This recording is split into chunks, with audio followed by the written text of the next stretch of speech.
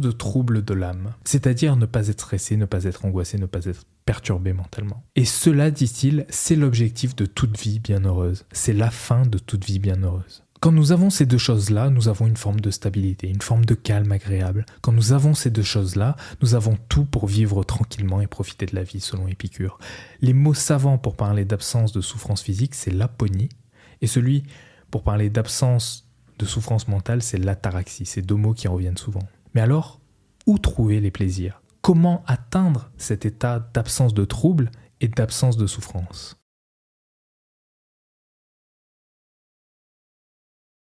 Pour répondre à cette question, Épicure va commencer par traiter de deux éléments très importants, contextuels à la société de l'époque, qui sont 1. Les dieux, 2. La mort. Ce qu'il faut avoir en tête, c'est que, d'abord, les dieux avaient une importance fondamentale. Ils sont omniprésents dans la vie, ils sont puissants et on pensait qu'ils pouvaient intervenir dans les affaires humaines. C'est pourquoi on leur construisait des temples, on leur faisait des offrandes, des prières, etc. de manière à les satisfaire. Pour ce qui est de la mort, elle est perçue de manière très sombre. Tout le monde finit dans l'Hadès, le royaume des morts, et seuls les héros accèdent aux Champs-Élysées, une sorte de paradis au sein de ce royaume. Pour le reste, dans le meilleur des cas, c'est une existence terne et grise qui les attend.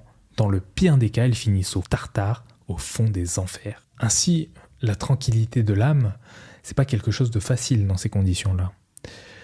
Cependant, comme on l'a dit, Épicure est un matérialiste. Et comme il est matérialiste, il pense différemment. D'abord, Épicure pense que tout est fait de matière, on l'a vu, y compris les dieux. Il ne renie pas leur existence, mais il ne les considère pas comme des êtres surnaturels à proprement parler. Pour lui, les dieux existent et se définissent par leur perfection. Qu'est-ce qu'un dieu ? Ce sont des êtres parfaits. Ils sont beaux, ils sont sans défaut, ils sont heureux, ils sont tout ce que vous voulez, mais ce ne sont pas des êtres surnaturels. Ils n'ont pas de pouvoir surnaturel.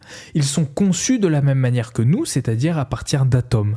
Mais leur assemblage est différent. Et c'est cet assemblage qui les différencie de l'homme. Et cette combinaison particulière leur permet de vivre naturellement, de manière...